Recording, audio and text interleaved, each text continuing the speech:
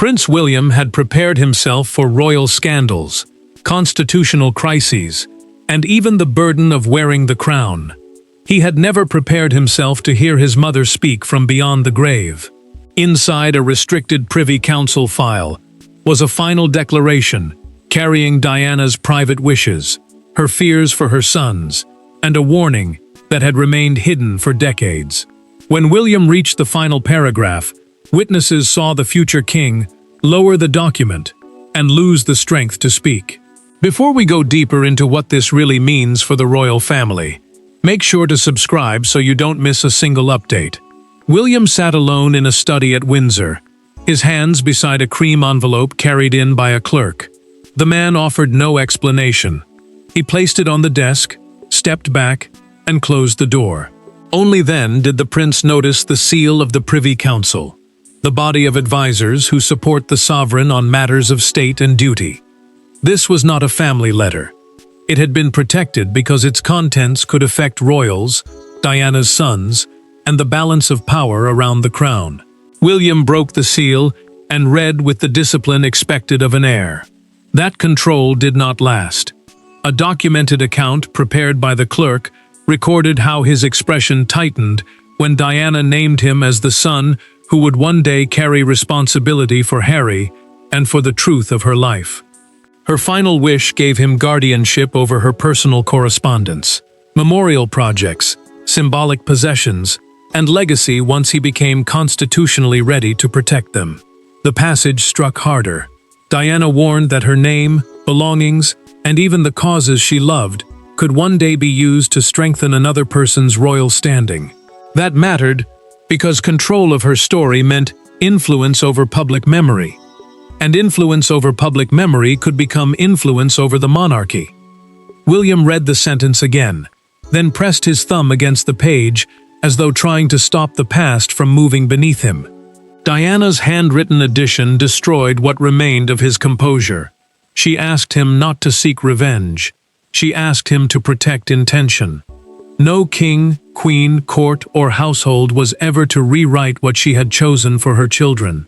William lowered the pages, gripped the desk, and whispered, "She knew what was coming." Then he turned to the final sheet. 3 names waited there: Charles, Harry, and the woman who would one day stand beside the king. But before William could decide what his mother's words demanded of him, he had to face the 3 people whose lives the document had just changed forever.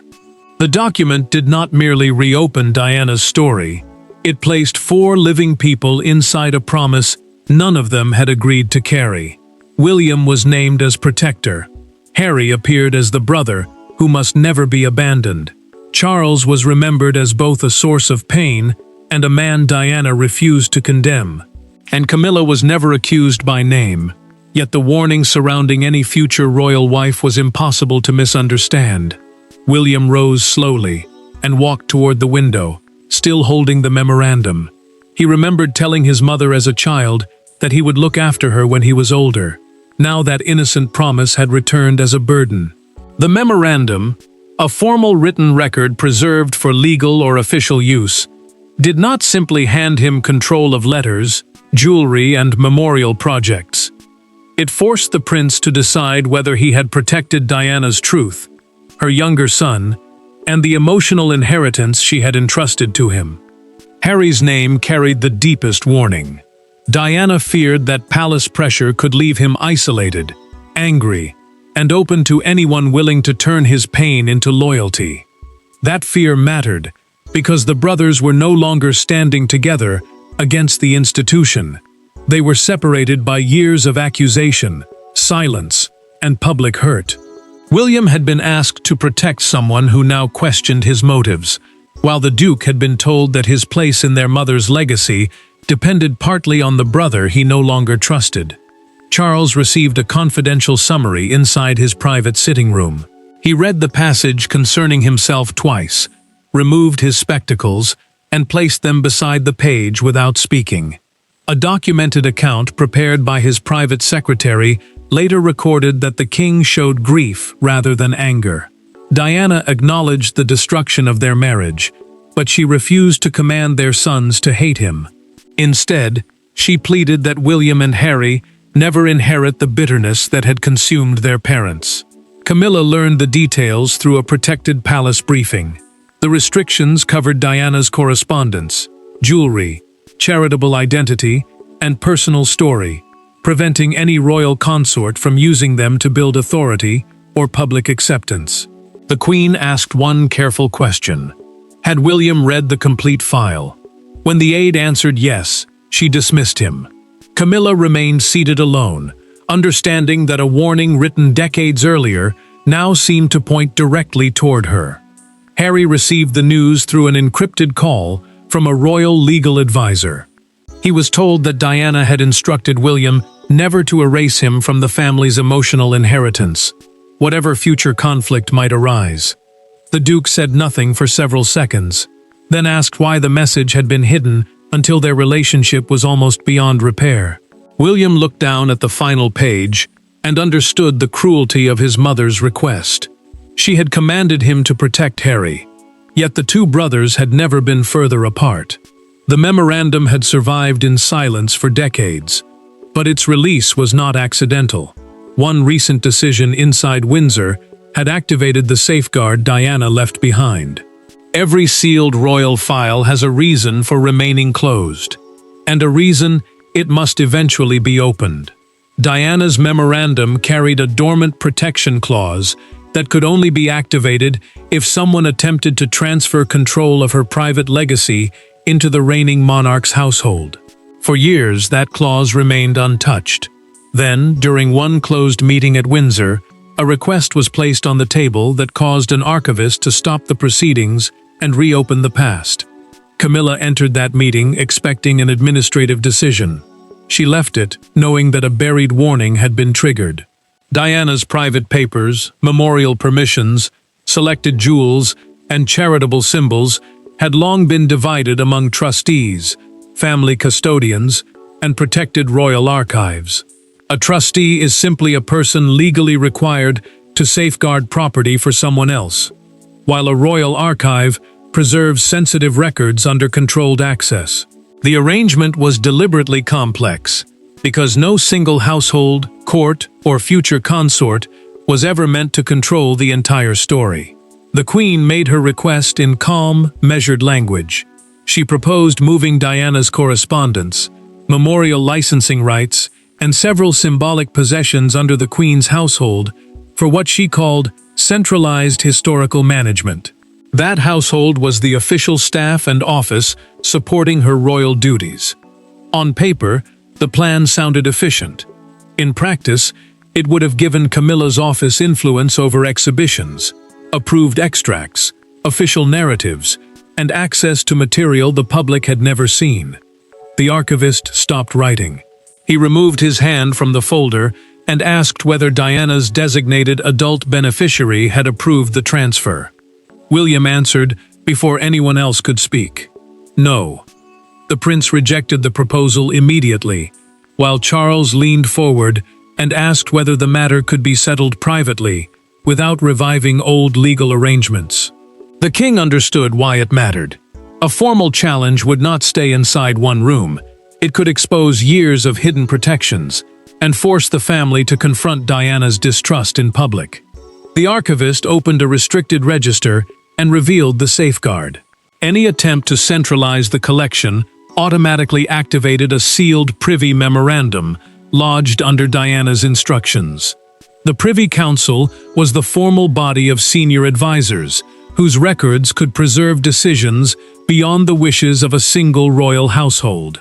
His documented meeting note recorded the exact moment William pushed back his chair and said no one would manage his mother as though she were merely a palace asset. Camilla insisted the request was administrative, not personal. She said preservation required order, but William saw the deeper danger. Control over objects could become control over memory, and control over memory could slowly rewrite who Diana had been.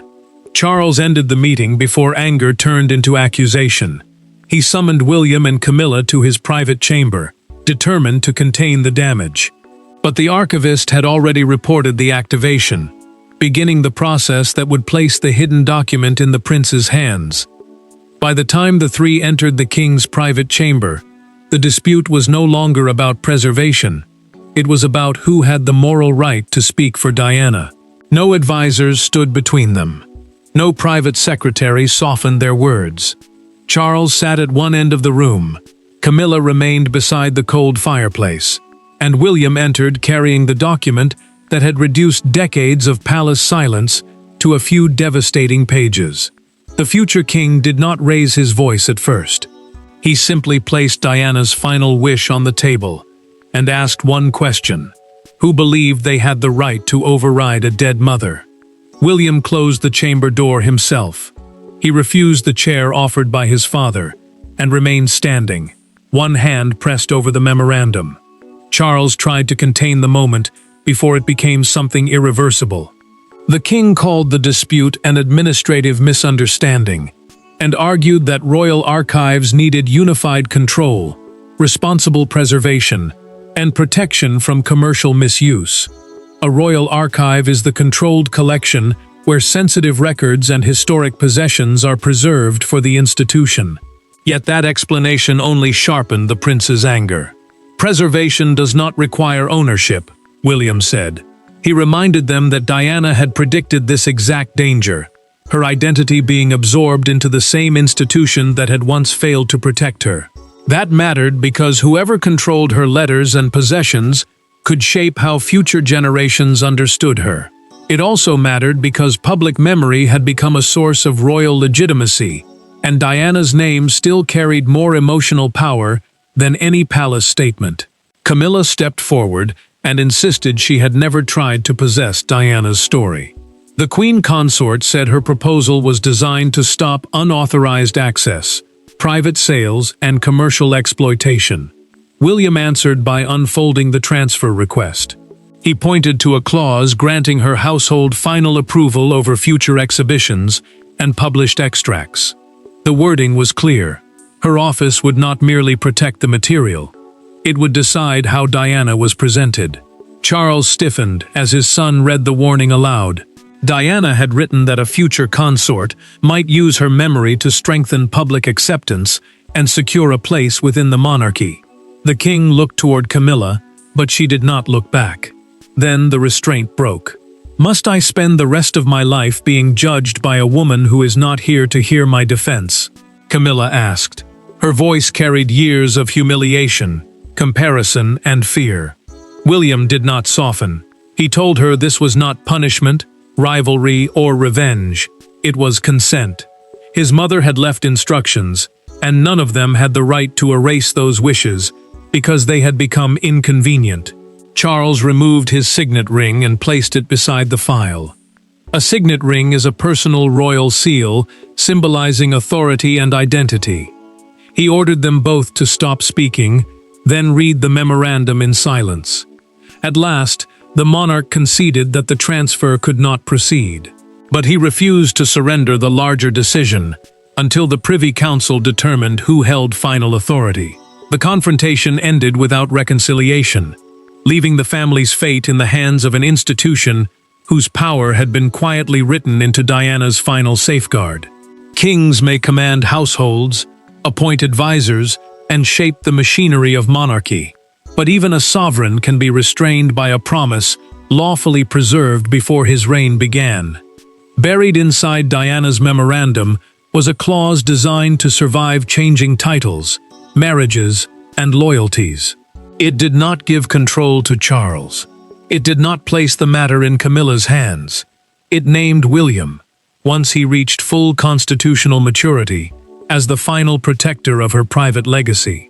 William entered the Privy Chamber, carrying grief disguised as duty.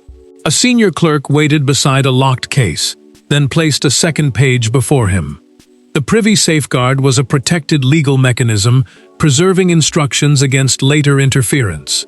It did not allow the prince to control government or overrule the sovereign in ordinary matters.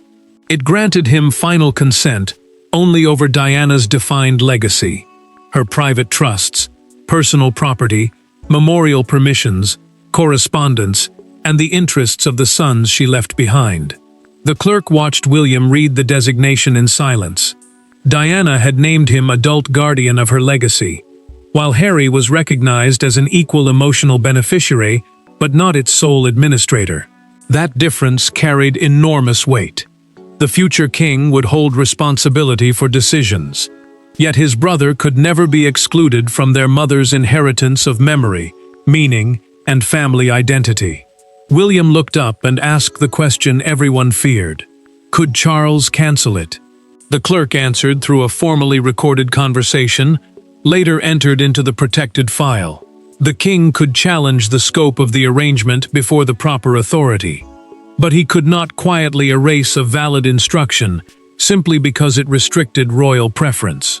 Diana had created the clause precisely because she believed future power might attempt to absorb what she considered personal. The decision moved quickly. Camilla's transfer proposal was formally suspended, and access to the disputed archive was frozen, until William issued written directions.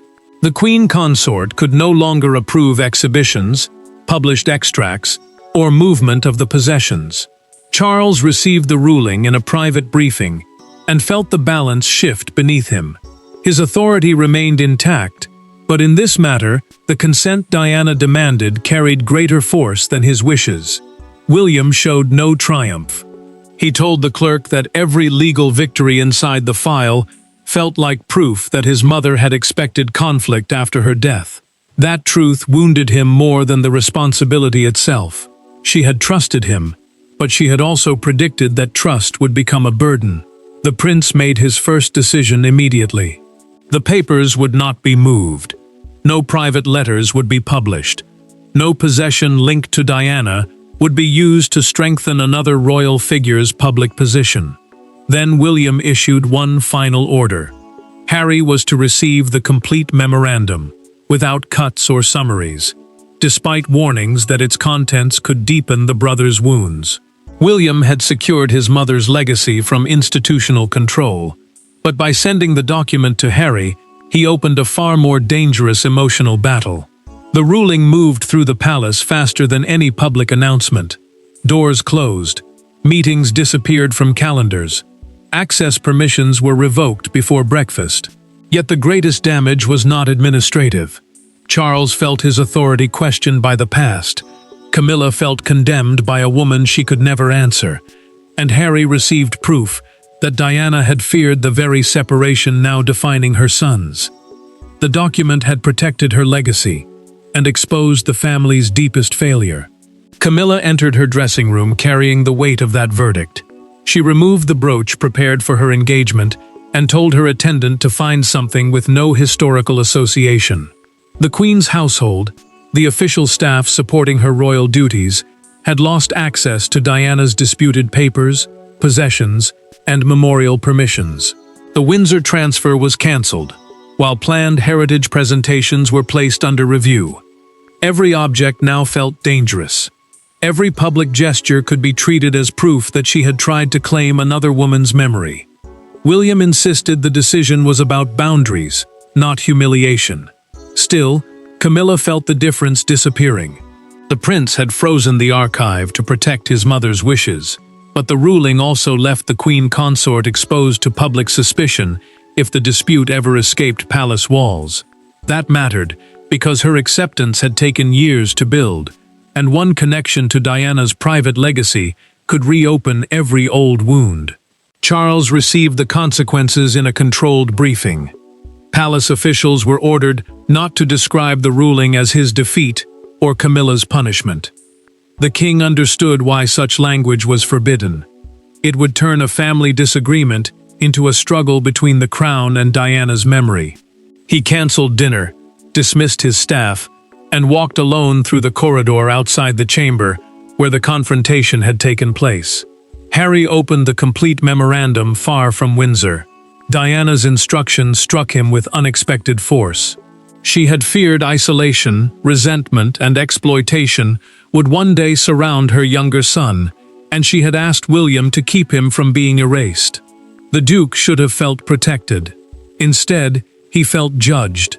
To him, the wording suggested that his mother had expected his brother to hold authority over his place in her story. Harry called immediately. He accused William of using Diana's final wish to decide who could speak in her name. The future king answered that he was trying to stop everyone, including himself, from turning her memory into a weapon. Their recorded conversation grew tense, then suddenly quiet. Harry heard the exhaustion in his brother's voice, but pride held back the apology forming inside him. Charles made the next move before silence hardened again. He requested a private meeting with William at Highgrove, with no Camilla, lawyers, secretaries, or privy officials present. For the first time since the document surfaced, father and son would meet without the crown between them, and what Charles admitted there would change William's anger into something far more painful. At Highgrove, there were no red boxes, no official seals, and no one waiting outside to record what was decided. Charles poured 2 drinks, but touched neither. William placed Diana's memorandum on the table between them, expecting another defense of palace procedure. Instead, the king admitted that he had known a protected message existed. He had never read its full contents, but for years he had feared the day his eldest son would discover how deeply Diana distrusted the institution they both inherited. Rain pressed against the windows as father and son sat opposite each other in the small library. A red box is the locked case used to carry a monarch's official papers, yet none had been brought into that room. Charles wanted no advisors, records, or royal machinery between them. Through a private recorded conversation preserved by his secretary, he confessed that palace advisors had informed him after Diana's death that she had deposited instructions concerning her sons and personal legacy. Charles did not claim he had destroyed or suppressed the document. He admitted something quieter and more painful. He had never encouraged its early release, because he feared it would force William to choose between loyalty to his mother and loyalty to the crown. That choice mattered, because the prince would one day inherit the same institution Diana believed had failed her. It also mattered because every dispute over her name had pushed father and son closer to a reckoning neither wanted. William felt the betrayal immediately.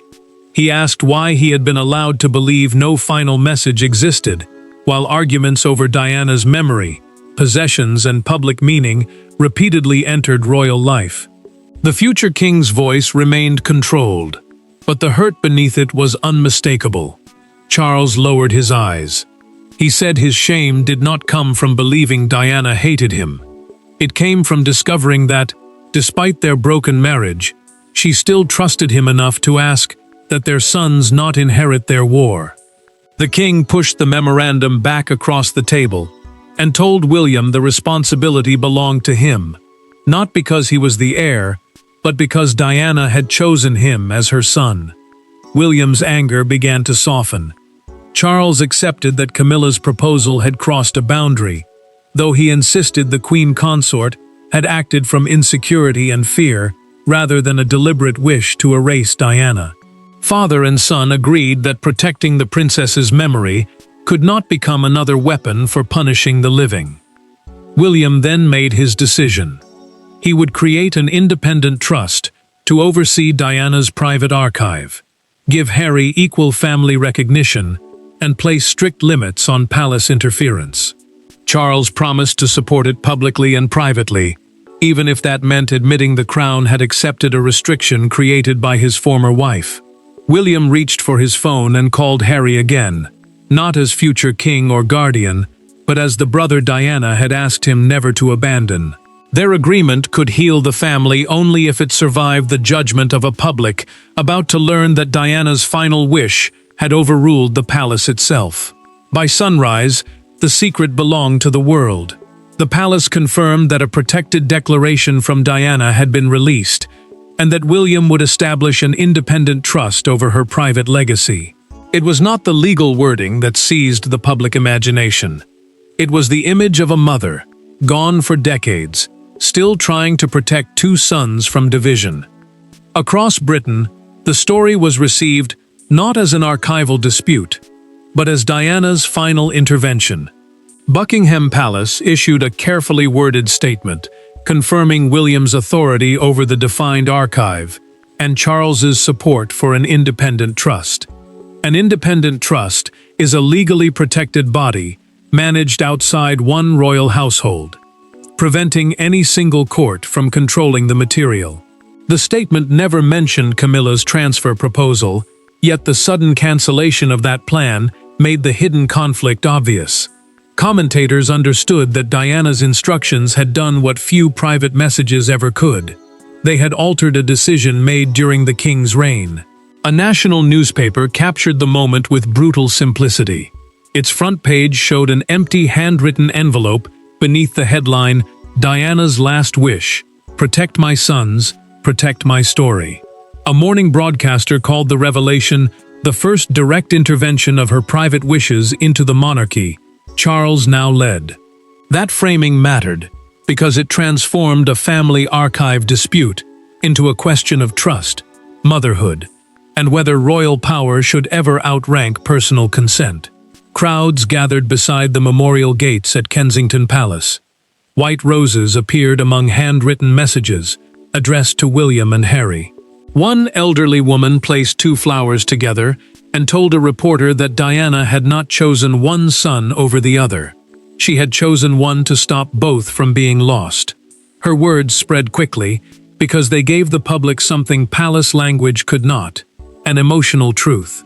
William watched the coverage from a private room and grew uneasy as people praised him as Diana's defender.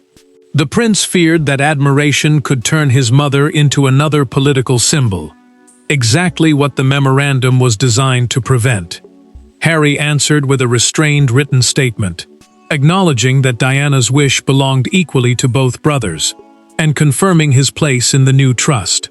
The Duke's words did not erase their division, but they showed the first movement toward common ground. Camilla attended a scheduled engagement, wearing no jewelry connected to royal history. The Queen Consort offered no public explanation, yet the restraint was noticed. Charles then made the decisive gesture. In a recorded palace statement, the king declared that Diana's instructions would be honored fully, and that protecting her legacy strengthened the dignity of the monarchy rather than weakening it. William returned to the desk with the settlement before him. He lifted the same pen used to mark Diana's final request. The world had delivered its judgment, but the true verdict would come from his decision about whether her wish would preserve a wound or finally close it. William could not bring Diana back, undo the failures of her marriage, or restore the years lost between two brothers. The document offered no miracle. It gave him something more difficult: responsibility. In the same room where the hidden memorandum had first shattered him, the prince returned to sign a permanent settlement, protecting his mother's words, possessions, and charitable identity from royal manipulation. This time, his hand did not tremble. He understood that her final wish was never about controlling the past. It was about preventing love from becoming power.